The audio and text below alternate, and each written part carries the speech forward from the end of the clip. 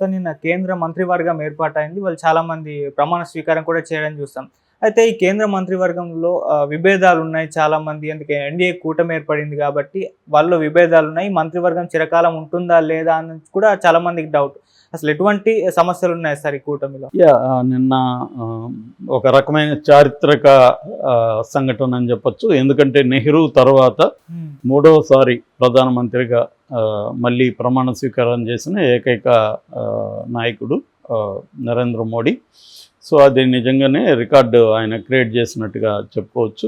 అయితే నెహ్రూకి మోడీకి తేడాలు కనిపిస్తున్నాయి. ప్రధానంగా ఏంటంటే నెహ్రూ కాంగ్రెస్ బలంతో, తన బలంతో అధికారంలోకి వచ్చాడు. ఇక్కడ ఎన్డీఏ బలంతో మోడీ అధికారంలోకి వచ్చాడు. సొంత బీజేపీ బలంతో రాలేదు.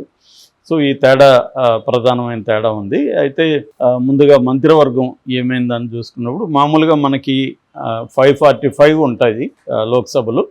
అందులో 2 ఆంగ్లో ఇండియన్స్ తీసేస్తే నామినేటెడ్ 543 ఉంటుంది. 543కి 15%, అందులో 15% మాత్రం మంత్రివర్గంలో ఉండాలి. ఆ రకంగా 81 వరకు ఉండొచ్చు సంఖ్య. బట్ వీళ్ళు ఇప్పుడు 72 వరకు తీసుకున్నారు. ఇందులో ముఖ్యంగా ఏంటంటే చాలా కాలం తర్వాత తెలుగు రాష్ట్రాల నుంచి 5 మంది మంత్రులు అవ్వడం చాలా గొప్ప విషయంగా చెప్పుకోవచ్చు. ముఖ్యంగా ఆంధ్రప్రదేశ్లో 3 మంత్రులు అయ్యారు. రామ్మోహన్ నాయుడు, తర్వాత పెమ్మసాని చంద్రశేఖర్, శ్రీనివాసరావు. ఇందులో రామ్మోహన్ నాయుడు క్యాబినెట్ ర్యాంకు. దీంట్లో 3 రకాలు ఉంటాయి. క్యాబినెట్ ర్యాంక్ మంత్రులు మొత్తం 30 మంది ఉన్నారు. సహాయ మంత్రులు 6 మంది ఉన్నారు. స్టేట్ ర్యాంక్ వాళ్ళు 36 మెంబర్స్ ఉన్నారు. ఇందులో మనం తీసుకుంటే బీజేపీ వాళ్ళు ఎక్కువ ఉన్నారనమాట. బీజేపీ మంత్రులు ఎక్కువ ఉన్నారు. మిగతా వాళ్ళు ఈ మధ్య దాదాపు 60 మంది దాకా బీజేపీ మంత్రులు ఉన్నారు. మిగతా 12 మంది మిత్రపక్షాలు. సో ఇందులో మన తెలంగాణ నుంచి కూడా 2 ఉన్నారు బీజేపీ వాళ్ళు. జేడీయూ నుంచి 2 ఉన్నారు. ఎల్జేపీ నుంచి 1 ఉన్నారు. హెచ్ఎంఎం 1 ఉన్నారు. ఇలాగా 1, 2 చిన్న చిన్న పార్టీలే ఈ 2 తప్ప. మిగతావన్నీ కూడా సంఖ్యరీత్యా తక్కువే. ఇక మనం సామాజిక పరమైన అంటే కులపరంగా చూసుకున్నప్పుడు ఓసీలు 25 మంది ఉన్నారు. ఓబీసీలు 27 మంది ఉన్నారు. ఎస్సీలు 10 మంది ఉన్నారు. ఎస్టీలు 5 మంది ఉన్నారు. మైనార్టీలు 5 మంది ఉన్నారు. ఇది సామాజిక కూర్పుగా మనం చెప్పుకోవచ్చు. ఇందులో 4 ఎక్స్ సీఎంలు, మాజీ చీఫ్ మినిస్టర్ 4 ఉన్నారు. సో 3 సార్లు పీఎం అయిన మోడీ, ఇది కూడా రికార్డు. అట్లాగే గత మంత్రులు అంటే మూడోసారి మళ్ళీ మంత్రులు అయిన వాళ్ళు 43 మంది ఉన్నారు మూడోసారి. దీంట్లో ఇంకొక రాష్ట్రాల వారుగా ప్రధానంగా తీసుకుంటే ఉత్తరప్రదేశ్ నుంచి 9 మంది ఉన్నారు. బీహార్ నుంచి 8 మంది ఉన్నారు.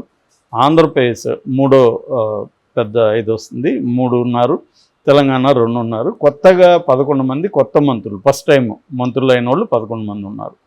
ఇంకొక విశేషం కూడా ఏంటంటే హర్యానాలో మామూలుగా అక్కడ అసెంబ్లీలో 90 సీట్లు ఉంటాయి, పార్లమెంట్లో 10 ఉంటాయి. 10లో 5 మంది గెలిచారు బీజేపీ వాళ్ళు. 5కి 3కి మంత్రులు ఇచ్చారు. ఇది కొంత విశేషం అనమాట. ఎందుకంటే ఇప్పుడు ఫర్ ఎగ్జాంపుల్ ఆంధ్రప్రదేశ్లో 3 ఉంటే 1కి ఇచ్చారు బీజేపీకి. ఇక్కడ 8 మంది ఉంటే 2కి ఇచ్చారు. హర్యానాలో ఏమో 5 మంది ఉంటే 3కి ఇచ్చారు. ఎందుకు ఇచ్చారు అంటే దీని వెనక ఒక రాజకీయ కారణం ఉంది. అదేంటంటే అక్టోబర్ తర్వాత మనకి 3 రాష్ట్రాల్లో ఎన్నికలు ఉంది. సో హర్యానా, మహారాష్ట్ర, జార్ఖండ్. సో అందుకని ఇప్పుడు ఆ రాష్ట్రాల మీద కేంద్రీకృతం అవుతుంది. ఎందుకంటే ఇప్పుడు ఆ రాష్ట్రాల్లో ఆల్రెడీ వీక్గా ఉన్నాయి. ఆ రాష్ట్రాల్లో బీజేపీ చాలా పూర్ పెర్ఫార్మెన్స్ ఇచ్చింది ఈ 3 రాష్ట్రాల్లో కూడా ఇప్పుడు లోక్సభ ఎన్నికల్లో. ఇప్పుడు రేపు జరగబోయే అక్టోబర్ తర్వాత జరగబోయే అసెంబ్లీ ఎన్నికల్లో ఫోకస్ చేయాల్సిన అవసరం ఉంది. అసెంబ్లీలో బలం పెరగకపోతే ఓవరాల్గా తన బలం వీక్ అయిపోయే అవకాశం ఉంది. సో అందుకని ఈ 3 రాష్ట్రాల మీద ఫోకస్ చేస్తుంది. అందుకని హర్యానాలో 5 మంది గెలిచినా కూడా 3కి మంత్రులు వచ్చాయి. సో ఇప్పుడు ఓవరాల్గా ఏంటంటే ఆల్రెడీ ఎన్డీఏ కూటమిలోనే కొన్ని విభేదాలు ఆల్రెడీ బయటకు వస్తున్నాయి. ముఖ్యంగా తెలుగుదేశం నుంచి ఏమీ మనకి డిమాండ్లు అయితే బయటికి ఏం కనబడలేదు. కానీ స్పీకర్ మాకు కావాలని చంద్రబాబు పట్టుబడుతున్నట్టుగా అర్థమవుతుంది. కానీ వాళ్ళు స్పీకర్ ఇచ్చేదానికి సుముఖంగా లేరు. అట్లాగే రెండోది ప్రత్యేక హోదా కావాలని పట్టుబడుతున్నట్టుగా కూడా అర్థమవుతుంది. అది కూడా ఇప్పటికిప్పుడు వీళ్ళకి ప్రత్యేక హోదా ఇస్తే ఆల్రెడీ బీహార్ కూడా ఎప్పటి నుంచో అడుగుతుంది మాది వెనకబడిన రాష్ట్రం అని. సో బీహార్ రెడీగా ఉంది. అట్లాగే వీళ్ళకి స్పీకర్ ఇస్తే బీహార్ కూడా ఉంది. సో అంటే తెలుగుదేశానికి ఎక్కువ ఉండొచ్చు, 16 ఉండొచ్చు, నితీష్ కుమార్కి 12 ఉండొచ్చు, కానీ కాంపిటీషన్లో వస్తారు కదా వాళ్ళు కూడా. సో ఇటువంటి ఇబ్బందులు ఉన్నాయి. కాకపోతే ఏంటంటే తెలుగుదేశం ఓపెన్గా ఎక్కడ కూడా ఇప్పటివరకు బీజేపీని క్రిటిసైజ్ చేయడం కానీ చేయలేదు. బట్ లోకేష్ ఎన్డీటీవీ ఇంటర్వ్యూకి ఇచ్చినప్పుడు కొన్ని విషయాలతో విభేదిస్తున్నట్టు మనకు కనబడుతుంది. ఒకటేమో ముస్లిం రిజర్వేషన్, నిజానికి అది మత ప్రాతిపదిక రిజర్వేషన్ కాదు.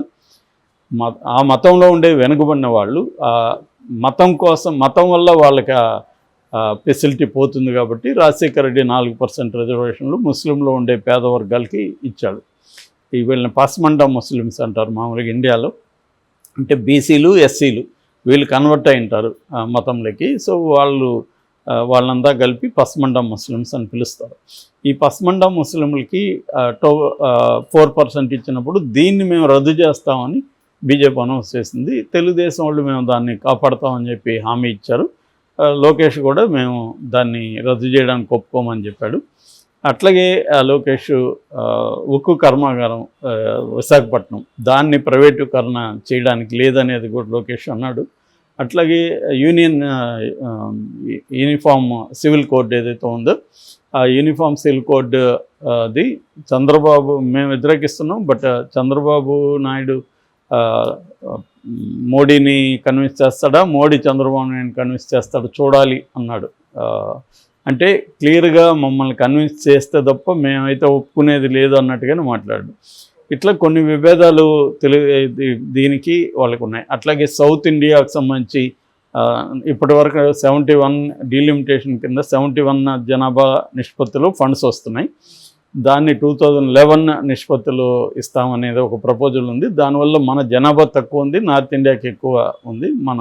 మన సౌత్ ఇండియాలో కొంత పాపులేషన్ కంట్రోల్ అనేది బలంగా ఉంది, నార్త్ ఇండియా చేయట్లేదు. దీనివల్ల రాష్ట్రాలకి ఏంటంటే 2 రకాల నష్టం. ఒకటి ఫైనాన్షియల్ లాస్, రెండోది రిప్రజెంటేషన్, పొలిటికల్ రిప్రజెంటేషన్ కూడా తగ్గిపోతుంది మనకి. దీనివల్ల ఈ స్టేట్లో ఒప్పుకునే అవకాశం లేదు. ముఖ్యంగా సౌత్ ఇండియా ఆల్రెడీ స్టాలిన్ చంద్రబాబును కలిసి మీరు సౌత్ ఇండియా ప్రయోజనాలను కాపాడాలని ఆశిస్తున్నానని ఆల్రెడీ ఒక కేవేట్ అంటారు అది వేసి పెట్టాడు. సో రేపొద్దున చంద్రబాబు కాంప్రమైజ్ అయితే సౌత్ ఇండియాలో చంద్రబాబుకి విపరీతమైన విమర్శలు వచ్చే అవకాశం ఉంది. సో అందువల్ల చంద్రబాబు ఇట్లాంటి విషయాల్ని వ్యతిరేకించే అవకాశం ఉంది. ఇక్కడ జేడీయూ ఆల్రెడీ అగ్నివీర్ పథకాన్ని మేము వ్యతిరేకిస్తున్నామని మొన్న కూడా త్యాగి చెప్పాడు జేడీయూ నాయకుడు. అగ్నివీర్ అంటే టెంపరీ మిలిటరీలో ఒక రిక్రూట్మెంట్ తీసుకొని 4 ఏళ్ళు మాత్రం పనిచేస్తారు.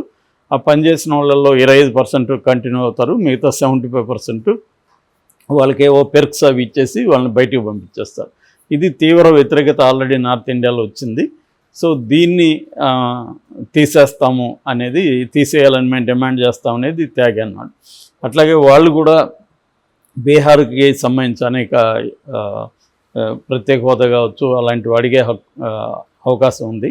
అట్లాగే పోస్టులు కూడా స్పీకరు మిగతావి కూడా అడిగే అవకాశం ఉంది. ఎందుకంటే ఇటు నితీష్ కుమార్, చంద్రబాబు నాయుడు ఇద్దరు కూడా మోడీ కంటే రాజకీయాల్లో సీనియర్లు.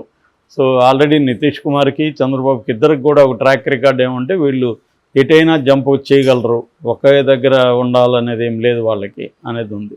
అట్లాగే ఇద్దరికి కూడా కొంత బీజేపీతో పోలిస్తే వీళ్ళిద్దరు కూడా కొంత లౌకికవాదం ఉంది. సెక్యులర్ అనేది తీయడం ఇట్లాంటివి చేస్తే మాత్రం వీళ్ళు గట్టిగా వ్యతిరేకిస్తారు. సో అనేక అంశాల్లో భిన్న అభిప్రాయాలు ఉన్నాయి. బీజేపీ అజెండాని ఎక్కడ అమలు చేయాలనుకున్నా వీళ్ళు అడ్డుపడే అవకాశం ఉంది. కొన్ని అభివృద్ధికి సంబంధించి లేకపోతే విదేశీ వ్యవహారాలకు సంబంధించి మోడీకి పెద్ద ఇబ్బంది ఉండకపోవచ్చు. ఎందుకంటే ఎకనామిక్ రిఫార్మ్స్కి సంబంధించి చంద్రబాబు చాలా అడ్వాన్స్గానే ఉన్నాడు. నితీష్ కుమార్ కూడా దానికి ఏం అబ్జెక్షన్ చేయడు. కొయిలేషన్ అన్నంత మాత్రాన బలహీనం అనేది చెప్పలేం. ఎందుకంటే మనకి పివి నరసింహారావు 90sలో చూసుకున్నప్పుడు ఆయన చాలా మైనారిటీ ప్రభుత్వం, అది కొయిలేషన్ మీద డిపెండ్ అయ్యాలి. కానీ ఆయన చాలా బలంగా సంస్కరణని అమలు చేయగలిగాడు. దానంతా కూడా ఆఫ్లైన్ అనే పుస్తకంలో వినయ్ సీతాపతి చాలా డీటెయిల్గా రాశాడు ఆయన ఏ పద్ధతిలో చేశాడు. అలా మోడీ మారాల్సి ఉంటుంది. ఇప్పటివరకు మోడీ ఏంటంటే ఒక రకమైన నియంత్రణతో ధోరణితో పనిచేశాడు. నేను మోడీ మోడీ మోడీ అని. సో ఇప్పుడు మనం ఎన్డీఏ అనాలి తప్ప మోడీ అనలేము. సో అది ఆల్రెడీ మోడీ కూడా మారాడు. ఆ రాజ్యాంగాన్ని నమస్కారం చేయడం కానీ, ఎన్డీఏను పొగడడం కానీ, ఇటు చంద్రబాబు నాయకత్వం రాష్ట్రం, అటు నితీష్ నాయకత్వం అనడం కానీ, ఇవన్నీ మారక తప్పదు వాళ్ళు. ఓకే. కాబట్టి ఈ ప్రభుత్వం ఎన్ని రోజులు ఉంటుందన్న ఒక డౌట్ అయితే ఉంది. ఆల్రెడీ సంజయ్ సింగ్ ఆయన ఇది గతంలో ఇదే ఎన్డీఏ ప్రభుత్వం 13 రోజులు ఉంది, ఆ తర్వాత 13 నెలలు ఉంది, మరి ఇది ఎన్ని రోజులు ఉంటుందో అన్నాడు.